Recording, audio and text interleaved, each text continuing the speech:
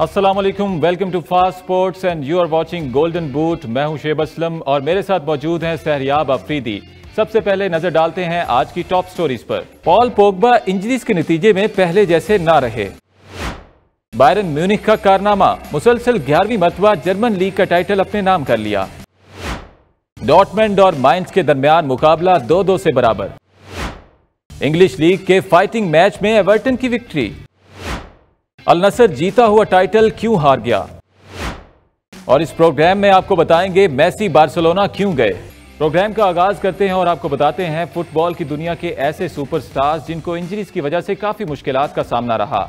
इस पर हमने एक रिपोर्ट तैयार की है, आइए देखते हैं। वो क्या जीत पाए जिसे किस्मत हराए। चंद दिन पहले पॉल पोग्बा ने यूवेंटस को ज्वाइन करने के बाद अपना पहला मैच खेला। बदकिस्मती से वो सिर्फ 23 मिनट खेल पाया और उसकी टांग के मसल्स में खिंचाव की वजह से उसे बाहर जाना पड़ा। उसने जर्सी से चेहरा ढांप लिया था क्योंकि वो बहते आंसू छुपाना चाहता था। जराए बताते हैं कि वो शायद अब इस सीजन खेल नहीं पाएगा। पॉल अब वैसा खिलाड़ी नहीं रहेगा जैसा वो पहले हुआ करता था। फिटनेस मसाइल उसे तब से नीचे गिरा रहे हैं जब वो मैनचेस्टर यूनाइटेड के लिए खेल रहा था। वो मुसलसल थाई और टखने की इंजरीज में मुब्तला रहने लगा था। उसे खेलने में काफी दुश्वारी हो रही थी। फिटनेस मसाइल का सताया पॉल पोग्बा अकेला ही ऐसा खिलाड़ी नहीं है। हमारी आज की फहरिस्त में हम आपको ऐसे खिलाड़ियों के बारे में बताएंगे जिनमें हद दर्जे तक सलाहियत मौजूद होने के बावजूद वो फिट न रह सके और खेल से दूर होते चले गए। इस फहरिस्त में किस्मत का मारा सबसे पहला बेचारा लुइस साहा है। सर एलेक्स फर्गुसन ने अपनी किताब में एतराफ किया कि लुइस साहा को साइन करने की एक यही वजह थी कि वो जब भी मैनचेस्टर यूनाइटेड के खिलाफ खेलता था हमारे खिलाड़ियों का पूरा पसीना निकाल देता था। उस वक्त उस जैसा मिडफील्डर कोई और नहीं था जिसमें दोनों पैरों का इस्तेमाल, रफ्तार और कंट्रोल सभी खसाइल हों। वो हमारे लिए एक खतरा था। अपने पहले 14 मैचों में 7 गोल स्कोर करने पर मैनचेस्टर यूनाइटेड ने उसके लिए तकरीबन £1.5 मिलियन खर्च करने पर आमादगी जाहिर की थी। उसका आगाज अच्छा था मगर शायद कहीं वो फिटनेस का ख्याल रखना नजरअंदाज करता रहा। तरबियती कैंप्स में से मुसलसल गैर हाजिर रहने पर वो अक्सर माफी के पैगामात भेजा करता था। बिलाखिर साल 2008 में इसे एवर्टन भेज दिया गया। ऐसी ही मुश्किलात में घिरा फ्रांसीसी खिलाड़ी अबू डियाबी अपने कैरियर में वो कुछ न कर सका जिसकी इससे तवक्को की जा रही थी। इसके इब्तदाई दौर में आर्सेनल और फ्रांस के मद्दा इसकी फॉर्म को लेकर बहुत खुश थे मगर वो महारत की उन बुलंदियों का मुजाहिरा न कर पाया। साल 2006 में सनडरलैंड के खिलाफ 3-0 से कामयाबी के बाद वो जख्मी हो गया था। उसे मुखालिफ खिलाड़ी ने एक अजीब टैकल के दौरान जमीन पर मार गिराया था। वो दर्द से चिल्ला रहा था, उसका टखना टूट गया था। उसे 8 महीने की बहाली की जरूरत थी। वो जनवरी 2007 में दोबारा फील्ड पर आया मगर अब वो पहले जैसा नहीं रहा था। उस वक्त के मैनेजर आर्सेन वेंगर ने कहा एक बेहतरीन खिलाड़ी को एक बेहुदा टैकल के नतीजे में फील्ड से दूर कर दिया गया। बेचारों की फहरिस्त में अगला नाम जैक विल्शेयर का है। जैक ने गुज़िश्ता साल जुलाई में रिटायरमेंट का ऐलान कर दिया। वो निहायत पसंद किया जा रहा था। उसे इंग्लिश फुटबॉल का स्टार कहा जा रहा था। सिर्फ 30 साल की उम्र में कभी कोई रिटायरमेंट का नहीं सोचता। उसके खेल में वो खास बात थी जो किसी और में नहीं थी। उसने सिर्फ 16 साल की उम्र में आर्सेनल के लिए डेब्यू किया था। कहने को तो वो अपने कैरियर में बड़ा मुतहर्रिक रहा मगर साल 2011 के प्री सीजन फ्रेंडली मैच के दौरान जख्मी होने के बाद उसकी सलाहियत महदूद हो चुकी थी। टखना टूटने के बाद वो बहुत अरसा फिटनेस मसाइल से दो चार रहा और आखिरकार साल 2018 में उसने आर्सेनल छोड़ दिया। कुछ साल की मजीद जिद्दोजहद के बाद उसने फुटबॉल से रिटायरमेंट ले ली। जर्मन खिलाड़ी मारियो गोट्से की कहानी भी ऐसी ही है। वो चाहे 2014 के वर्ल्ड कप फाइनल में ये साबित न कर सका कि वो मेसी से किसी सूरत कम नहीं है मगर मुतबादल खिलाड़ी के तौर पर आते ही उसने फातिहाना गोल स्कोर करके मेसी पर ऐसी सबकत हासिल कर ली थी जिसे जर्मन फुटबॉल हमेशा खुशगवार याद के तौर पर दोहराएगा। मारियो तब सिर्फ 22 साल का था। उसके सामने एक शानदार कैरियर उसका मुंतजिर था मगर अचानक उसके लिए हालात बदल गए। साल 2013 में उसने बोरोसिया डॉर्टमंड को छोड़कर बायर्न म्यूनिख जाने का फैसला किया जिसे उसने बाद में गलत तस्लीम किया। उसकी बॉडी के मेटाबॉलिज्म में खराबी के बायस उसके मसल्स ज्यादा थकावट बर्दाश्त करने की सलाहियत खो चुके थे जिसके नतीजे में उसका गेम टाइम कम होता जा रहा था। उसके बारे में अर्गन क्लॉप ने कहा कि वो उसके कोच किए गए बेहतरीन नौजवान खिलाड़ियों में से एक है। कामयाबी हासिल करने की उसमें सारी खासियतें थी मगर इन सलाहियतों के बावजूद वो महारत की उन बुलंदियों पर न पहुंच सका जिसकी उससे उम्मीद की जा रही थी और यकीनन इसकी वजह इंजरीज ही थी। साबिक ब्राजीलियन खिलाड़ी एड्रियानो की शक्ल में इंटर मिलान को तो जैसे रोनाल्डो का मुतबादल मिल गया था। वो फिजिक और टेक्निक में खेल के किसी शहनशाह से कम नहीं था। इसके बारे में कहा गया कि वो किसी भी जाविये से गोल स्कोर करने की सलाहियत रखता था। उसके लिए सैन सिरो में जिंदगी अपनी अमूमी रफ्तार पर चली जा रही थी, मगर कुदरत के मंसूबे कुछ और थे। उसके बाप के इंतकाल के बाद उसे पे दर पे इंजरीज हो गई। उसकी जिंदगी दर्दो गम में मुब्तला हो चुकी थी। उसने अपनी जिंदगी के इन मुश्किल हालात के बारे में बात करते हुए एक मर्तबा कहा कि एक सुराख उसके टखने में हुआ और दूसरा उसकी रूह में। खेल के लिए दरकार तमाम टैलेंट होने के बावजूद वो उतना कामयाब ना हो सका जितना उसे होना चाहिए था। इंजरीज ने बहुत से सुपरस्टार खिलाड़ियों के कैरियर के आगे फुल स्टॉप लगा दी। जी, तो जैसा कि आपने देखा है कि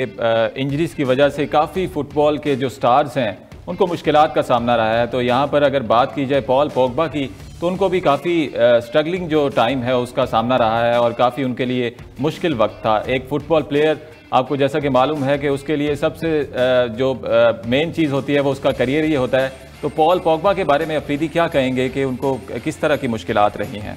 एक्चुअली में काफ़ी आउटस्टैंडिंग प्लेयर, और 2018 में हमने देखा कि किस तरह उन्होंने सेंट्रल मिडफील्ड में कांटे के साथ मिलके फ्रांस को वर्ल्ड कप जितवाया। और अभी 2022 की अगर बात करें तो अगर वो होते, मोस्टली पंडित्स कहते हैं कि अगर पॉल पोग्बा और कांटे दोनों इंजर्ड थे, दोनों होते तो शायद फ्रांस दोबारा भी वर्ल्ड कप जीत पाता। लेकिन पॉल पोग्बा की बदकिस्मती के पिछले 2 साल से वो इंजरीज का शिकार हैं। उनके कैरियर को ऑलमोस्ट कंप्लीटली डैमेज कर दिया है। जितना पोटेंशियल उनमें था वो बहुत कुछ अचीव कर सकते थे।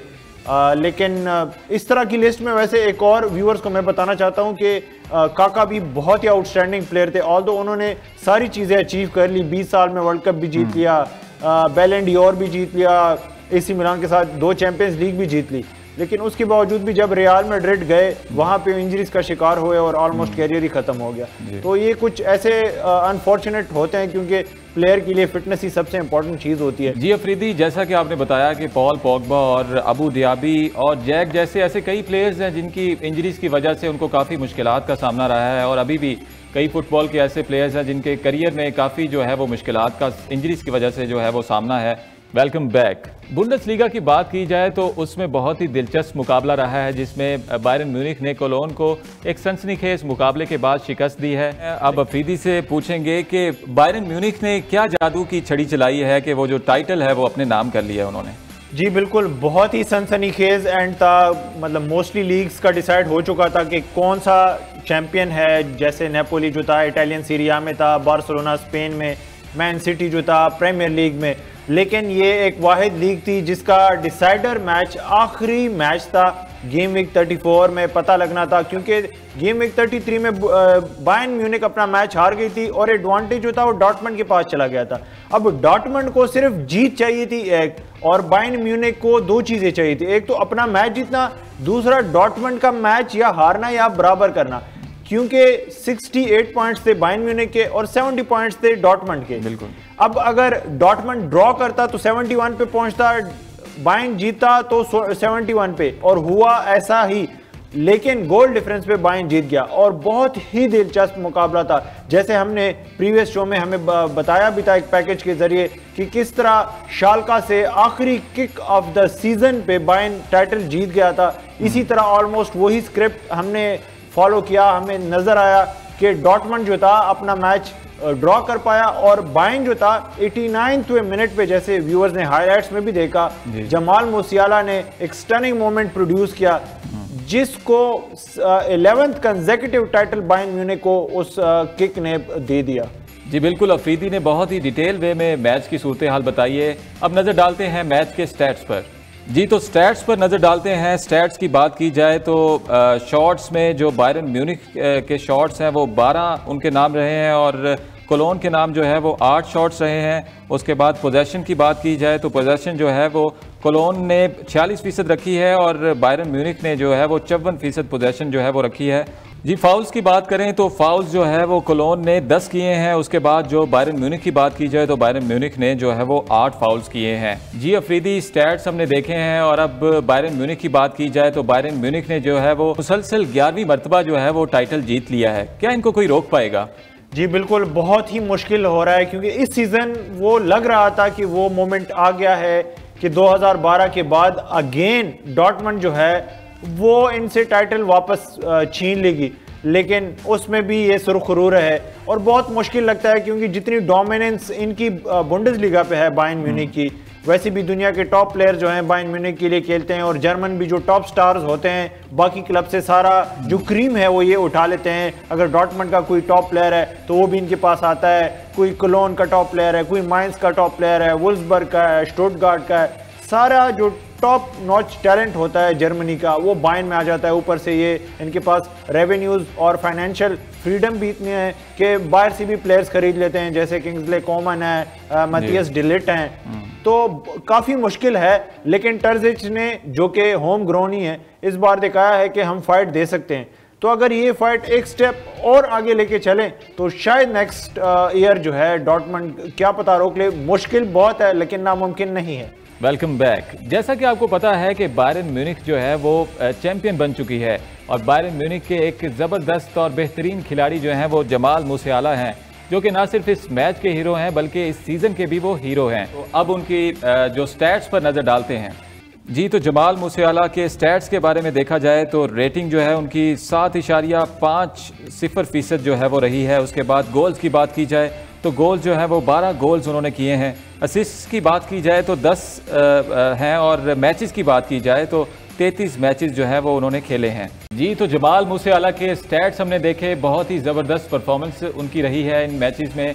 और अब बात की जाए डॉर्टमंड की, तो डॉर्टमंड का जो चैंपियन बनने का ख्वाब है वो पूरा नहीं हो सका, और वो टाइटल की दौड़ से भी बाहर हो चुके हैं। अफरीदी से पूछेंगे कि अपने व्यूवर्स को पूरा सिनेरियो बताएं कि डॉर्टमंड कैसे शिकस्त खा रहा है। एक्चुअली में बहुत ही इंटरेस्टिंग सिनेरियो था, आखिरी गेम वीक था, डॉर्टमंड के हाथ में था टाइटल और पूरा शहर सजा हुआ था। मतलब 5 लाख, हमने पिछले शोज में भी बताया कि 5 लाख उनके सिटीजन हैं डॉर्टमंड सिटी के, और उसमें से ऑलमोस्ट 4 लाख जो थे लोग वो स्ट्रीट्स पे थे। और मैच भी क्योंकि डॉर्टमंड में था, और अवे फैंस जो होते हैं उनके लिए 5 से 6 हज़ार सीट्स रिजर्व होती हैं। माइंस के फैंस ने जिन्होंने मैच की टिकट्स ली थी वो 5,000 सीट्स इनके लिए जो रिजर्व थी, उनकी टिकट्स भी जो 75 यूरोस का टिकट होता है वो उन्होंने 3-3 हज़ार में डॉर्टमंड के फैंस को बेच दिए। और इस तरह की रिपोर्ट्स आ रही थी कि किसी भी होटल में कमरा कोई अवेलेबल नहीं था, पूरा शहर कचा कच भरा हुआ था, और सारे पार्टी की मूड में थे, और उनको लग रहा था कि ये टाइटल 2012 के बाद हम फिर से जीतने वाले हैं, और ऐसा ही लग रहा था। लेकिन जब मैच शुरू हुआ तो डॉर्टमंड, जैसे हमने व्यूअर्स हाइलाइट्स में भी देखा कि डॉर्टमंड जो थी वो नर्वस थी, और शुरुआत से ही वो नर्व्स जो थे वो हमें नज़र आए। और उसके ऊपर सोने पे सुहागा ये हुआ कि माइंस ने पहली गोल स्कोर करके लीड भी ले ली। अब उसके बाद और नर्वसनेस डॉर्टमंड पे आ गई, और फिर डॉर्टमंड के लिए एक अच्छा चांस ये बना कि उनको पेनल्टी मिल गई, जो कि हालर जो इस मैच से पहले मैन ऑफ द मैच बने थे, पिछले मैच में आउटस्टैंडिंग परफॉर्मेंस की थी, और कैंसर को डिफीट करके आए थे इस सीजन में। इस सीजन से पहले उनको कैंसर हुआ था, कैंसर को तो एक परफेक्ट फेरी टेल नजर आ रही थी कि पिछले मैच में भी मैन ऑफ द मैच, इस मैच में भी उनको मौका मिल गया अपनी टीम को लेवल करने का और टाइटल रेस में वापस से इन होने का। लेकिन वो अपनी पेनल्टी मिस कर देते हैं, उसके बाद उनको चांसेस मिलते हैं वो भी मिस करते हैं। माइंस को काउंटर अटैक मिलता है, माइंस एक और गोल कर लेती है, और ऐसा लगता है कि वो जो ड्रीम है वो कोलैप्स हो रहा है। ऊपर से दूसरे मैच से डॉर्टमंड को खबर मिलती है कि बायर्न जो है उन्होंने भी 1 गोल की लीड ले ली है, कोलोन से वो मैच जीत रहे हैं, तो उधर से भी कोई खुशी की खबर नहीं है। लेकिन फिर दूसरा हाफ जब शुरू होता है तो डॉर्टमंड सब्स्टिट्यूशन करती है, मार्को रेस को मैच में लाती है, जो कि होम बॉर्न प्लेयर हैं, कैप्टन हैं, और कभी टाइटल नहीं जीता। उनके पास एक सुनहरा मौका है टाइटल जीतने का। जूड बेलिंगम नहीं खेल सकते, जो कि लीग के आउटस्टैंडिंग प्लेयर थे और अवार्ड भी जीता, इंजरी के बायस नहीं खेल सके। तो बाकी टीम जो थी वो मतलब लग रहा था कि कुछ ना कुछ करेगी, लेकिन वही था कि नर्वस नजर आई दूसरे हाफ में भी, और काउंटर अटैक पे कंसीड भी किए चांसेस, जो कि गोलकीपर ने उनको बचा के दिया। फिर एक ऐसा मौका आया कि उन्होंने गोल स्कोर कर लिया और लगा कि मैच में वापसी हो रही है। दूसरी तरफ जो अच्छी न्यूज़ आई, अब जैसे पहले सेगमेंट में हमने बताया व्यूअर्स को कि 68 और 70 पॉइंट्स थे, तो इसका मतलब यह कि अगर बायर्न हारता या ड्रॉ करता तो वो ऑटोमेटिकली जो था वो टाइटल डॉर्टमंड ने जीत जाना था। तो क्लोन ने जब मैच को बराबर किया तो डॉर्टमंड तक खबर आई और फैंस खुशी से एक तरह से एक हल्ला मच गया स्टेडियम के अंदर और बहुत ज्यादा एक्साइटमेंट थी। वो अपना मैच जो नीचे ग्राउंड में हो रहा था वो भूल गए, क्योंकि उसका रिजल्ट अब कोई वैल्यू ही नहीं रखता था। अगर डॉर्टमंड हार भी जाता और दूसरी तरफ से बायर्न अपना मैच ना जीता तो फिर भी टाइटल बायर्न डॉर्टमंड जीत जाता। लेकिन 89 मिनट पे जमाल मुसियाला ने डैगर डॉर्टमंड के फैंस के हार्ट के ऊपर लगाया और गोल स्कोर करके बायर्न को फिर से लीड ले ली और फिर मैच उनका खत्म हुआ 2-1। अब डॉर्टमंड का मैच अभी भी चल रहा है। डॉर्टमंड ने 5 एक्स्ट्रा मिनट जब मिले थे तो 5th मिनट पे गोल करके मैच को बराबर किया और लगा कि एक आखिरी चांस मिलेगा और वो टाइटल जीत जाएंगे, लेकिन वो आखिरी चांस जो था वो ना मिल सका और डॉर्टमंड यूं अपना मैच नहीं जीत पाया। बायर्न अपना जीत गया, जिसकी वजह से टाइटल जो था वो बायर्न के हाथ वापस से चला गया। जी बिल्कुल, डॉर्टमंड को नाकामी का सामना करना पड़ा और अफरीदी ने बहुत ही डिटेल वे में डॉर्टमंड की नाकामी के बारे में आपको तफसील बताई है। और अब नज़र डालते हैं मैच के स्टैट्स पर। जी तो स्टैट्स की बात की जाए तो डॉर्टमंड के जो शॉट्स हैं वो 29 रहे हैं और माइंस की बात की जाए तो 10 शॉट्स हैं और पोजेशन की बात की जाए तो 74% जो है वो डॉर्टमंड की पोजेशन रखी है और 26% जो है वो माइंस ने पोजेशन रखी है। उसके बाद फाउल्स की बात की जाए तो फाउल्स जो हैं वो 5 फाउल जो हैं वो डॉर्टमंड ने किए हैं और 13 फाउल्स जो हैं वो माइंस ने किए हैं। जी अफरीदी, पोजेशन और शॉट्स की बात की जाए तो वो डॉर्टमंड के हक में नजर आ रहे हैं, लेकिन फिर भी वो मैच क्यों नहीं जीत सकी? एक्चुअली में अगर बात की जाए पोजेशन और ऑब्वियसली ये चीज़ें तो डॉर्टमंड की ज़्यादा होनी थी, लेकिन वो क्लिनिकल नहीं थी, नर्वसनेस थी, इस वजह से। दूसरा ये कि माइंस के लिए इस मैच में कुछ नहीं था। वो मिड टेबल टीम थी, उन्होंने ना रेलीगेट होना था, ना चैंपियंस लीग के लिए क्वालिफाई करना था। वो हारते वो जीतते किसी को कोई फर्क नहीं पड़ना था, ना माइंस को फर्क पड़ना था और ना ही डॉर्टमंड को लाजमी फर्क पड़ना था, लेकिन किसी और मतलब उनके फैंस को भी कोई इशू नहीं होना था अगर हार भी जाते। लेकिन उसके बावजूद भी एक एक्स्ट्रा मोटिवेशन आपको मिलती है कि आप एक ब्लॉकेज का जरिया बने और वही हुआ। हालांकि सारे स्टैट्स जो थे वो फेवर में थे बायर्न के, डॉर्टमंड के, लेकिन जो असल स्टैट है वो है गोल्स वाला सेक्शन, वो उनके फेवर में नहीं था, जिसकी वजह से वो टाइटल हार गए। जी बिल्कुल, अफरीदी ने डॉर्टमंड के जो स्टैट्स हैं उनके बारे में बहुत ही डिटेल बात की है। Welcome back. जैसा कि आपको पता है कि वुमेन्स फुटबॉल वर्ल्ड कप करीब आ रहा है, तो इस हवाले से हमने एक बेहतरीन प्लेयर पर एक रिपोर्ट तैयार की है, आइए देखते हैं।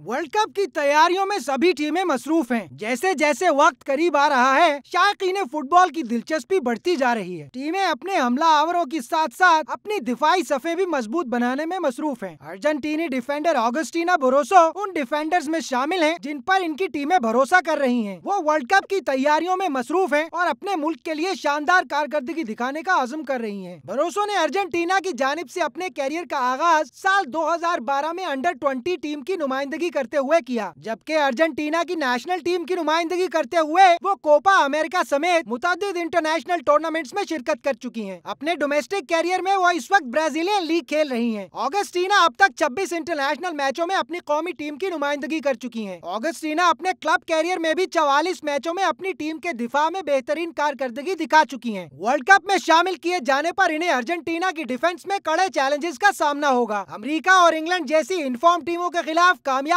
आसान नहीं होगी। ऑगस्टीना का इनफॉर्म रहना और फिट रहना उनकी टीम के लिए खुशाइन साबित होगा।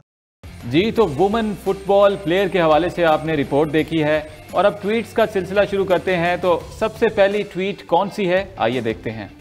Lionel Messi not at UNFP ceremony with PSG tonight, he is at Coldplay concert in Barcelona.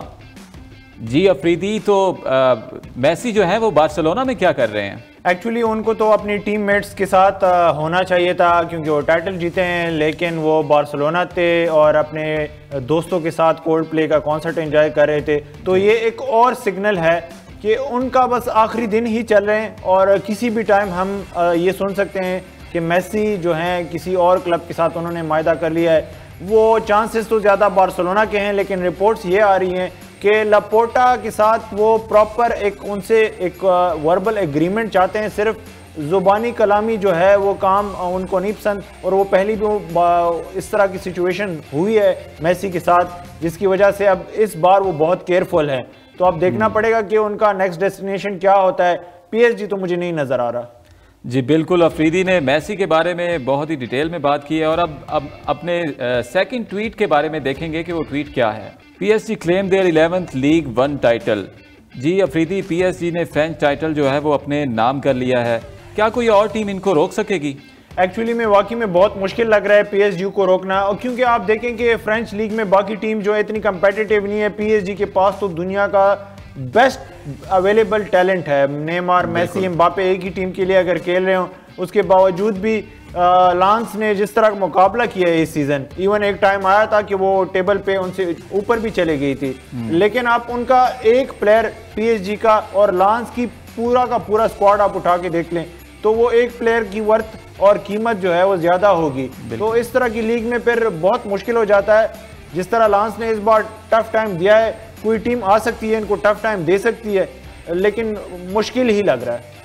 जी तो अब नजर डालेंगे अपने थर्ड ट्वीट पर।